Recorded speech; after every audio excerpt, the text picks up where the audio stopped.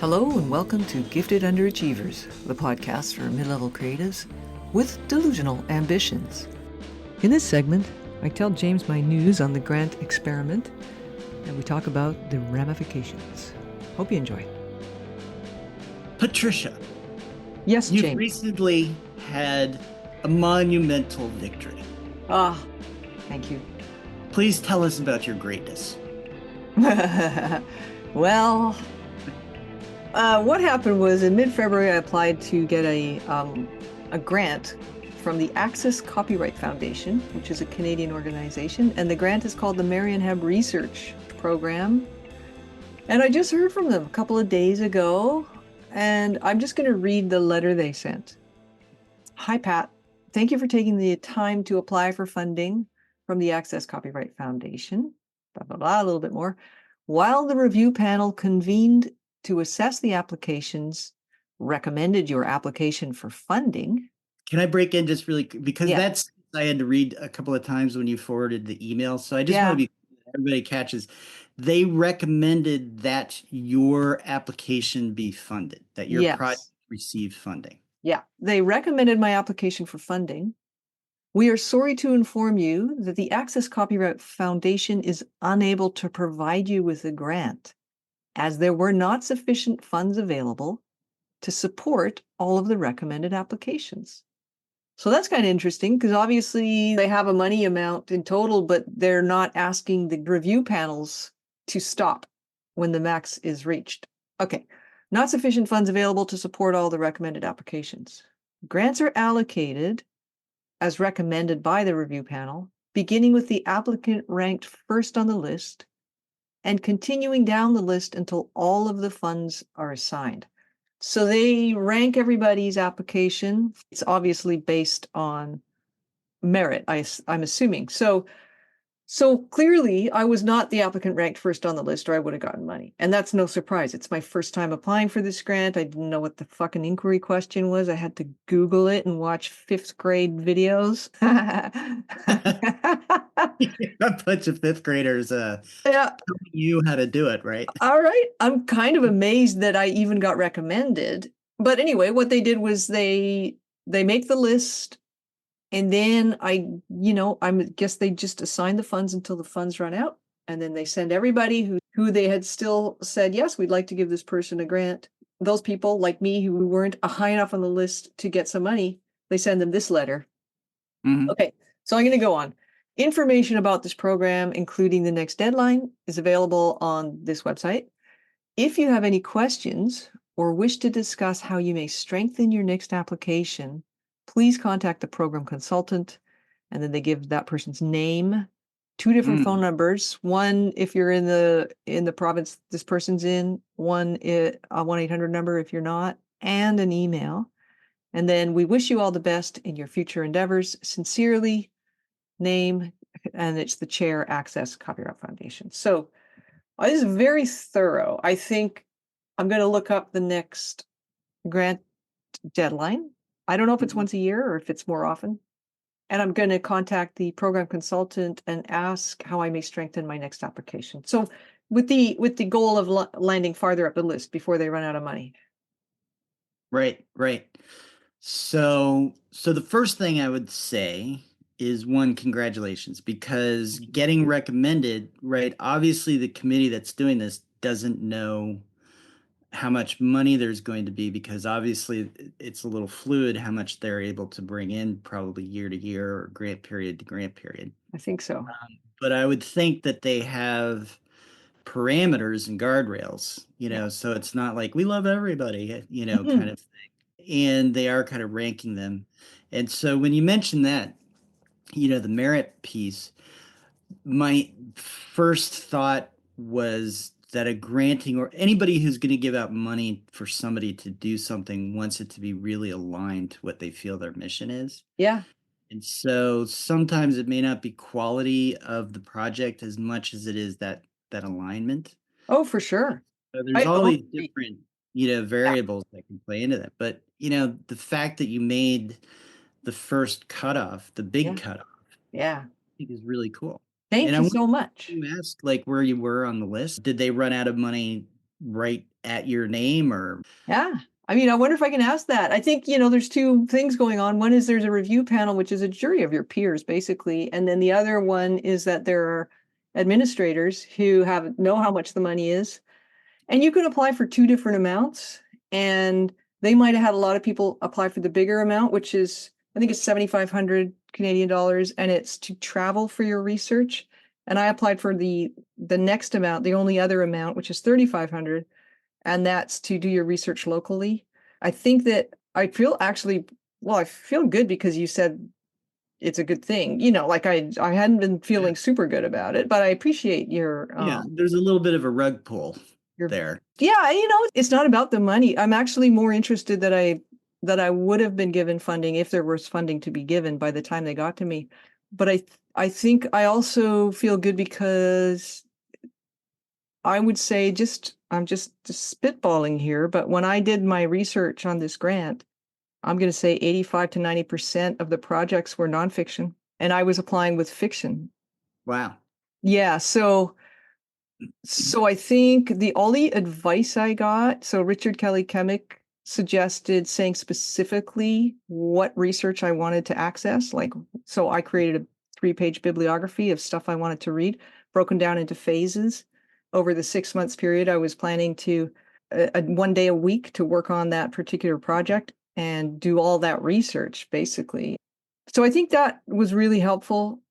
And then finding out from both Richard and Nadja Lubio Hazard that they almost expect you to apply with the same project if you don't get funding. They don't need you to apply Mhm. with a different project. It's a different jury. The administrators have no skin in the game about which project you apply with. So I think that was really illuminating.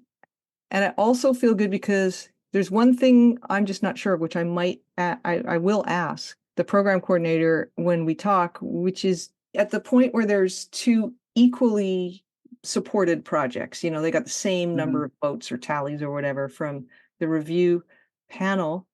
If one Mhm. came in earlier than the other, would that one go higher on the list? Yeah, whoever got in earlier. Yeah, I think that's an interesting question. My instincts would lean towards I hope not. Yeah, But I don't think it should matter. A deadline is a deadline. It doesn't matter where you do the stuff as long as you hit the yeah. deadline. But, even if it doesn't matter, I'm still gonna, because I've got everything written. I want to Yeah. add So something. I had a better idea, but it's ready to go again. So I'm just going to apply earlier in the window. yeah. No, I think that makes sense. And then the other question I have, because you mentioned that the bulk of them or the majority of grantees are nonfiction. So do they have a social mission, this organization that they're trying to advance as well? Or is it just we want to support creative people? I think it's to do with, it's got definitely, don't know if I want to call it social. I remember reading it at the time, and I was, because the book I wanted to work on and was describing, because it's set in Vancouver and it deals with pressures that are happening right now here. I think that they want to support things that are like reflective of Canadian culture, or the underpinnings of Canadian culture, or the tensions in Canadian social fabric and things like that.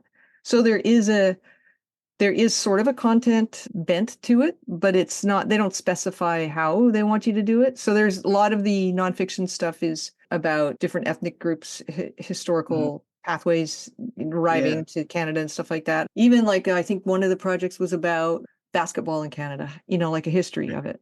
Right. And probably there's a little bit of a social justice message in there. So I'm wondering if, so you have this incredible opportunity where you can go to them and say, how do I make this better? What was Yeah. the I was lower down on the list, all these kinds of things.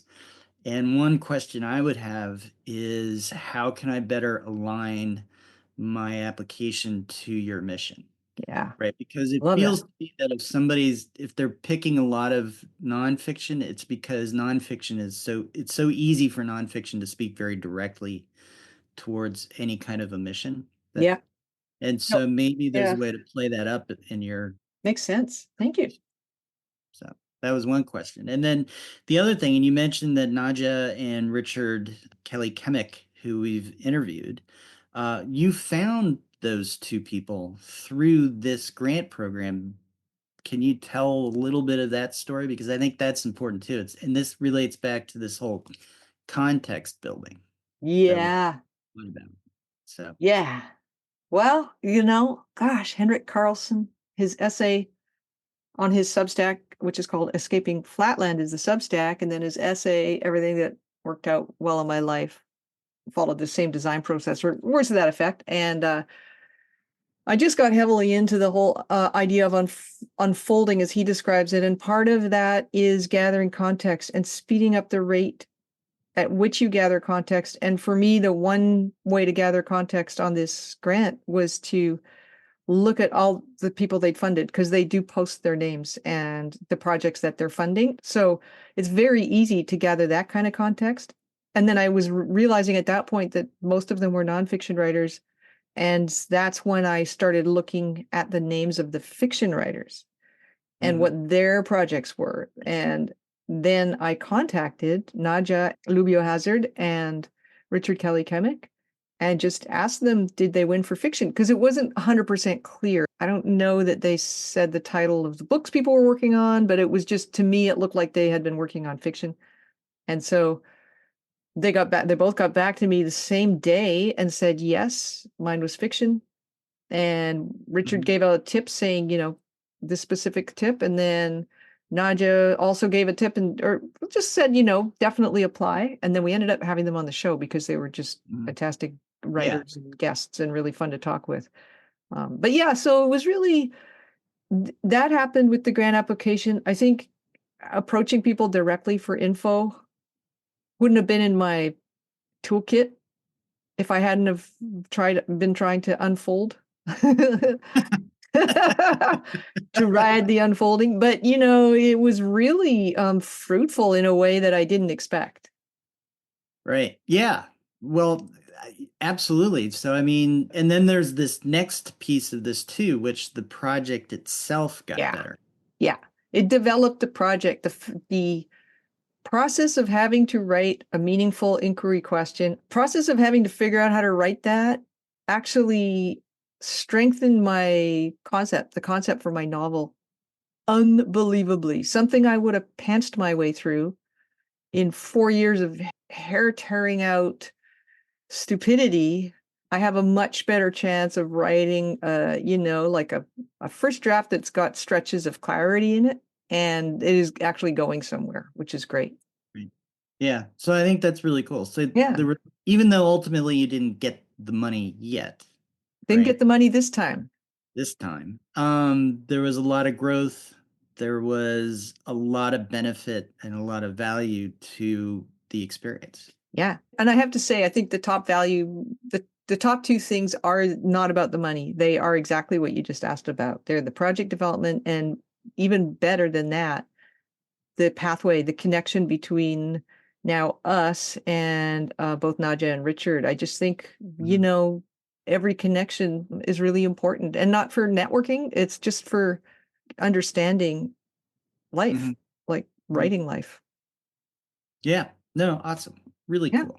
And Thank you. Congratulations again. Thank you so much. And next Well time, done, Trisha. Oh, thank you, James. And next time, there will be money. I'm laying down, I'll bet you $5 next time I apply. All right. $5. Well, I don't want to bet against you. No, I know. That doesn't work. We're going to have to find somebody else. Let's just say we both feel positive about my next run at this brick wall. Yeah, no, I think this is great. And I've learned a lot. You've learned a lot. It's all been good. Thanks for listening to Gifted Underachievers, the podcast for mid-level creatives with delusional ambitions. If you're doing a grant experiment of your own, we'd love to hear your results. Hop on over to our Substack at giftedunderachievers.substack.com and leave us a comment or get in touch. Until then, have a good creative week.